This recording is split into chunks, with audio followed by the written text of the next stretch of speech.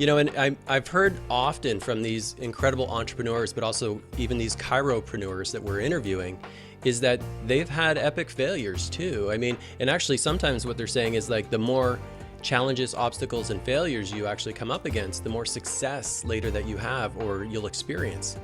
Was there ever a time that you had an obstacle or a failure?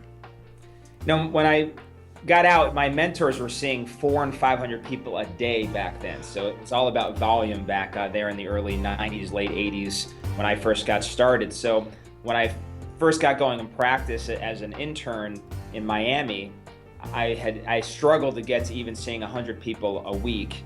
And so at that time I thought, I'm failing miserably. And my kind of moment that really helped transform me in this period of just really depression. I mean, I was so excited to go out there and change the world, and then here I was seeing this 100 people a week.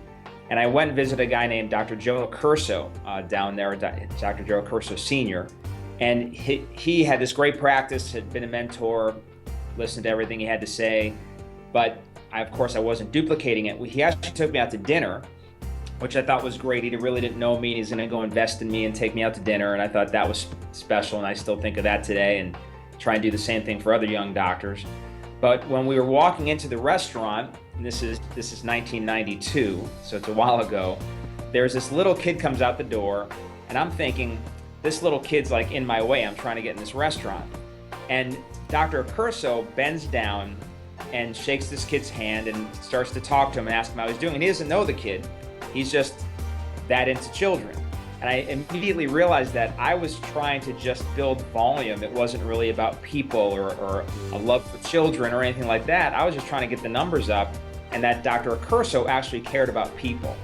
And so I had to really transform my heart at the time as a young kid to focus on individuals and people and fall in love with those that I was serving.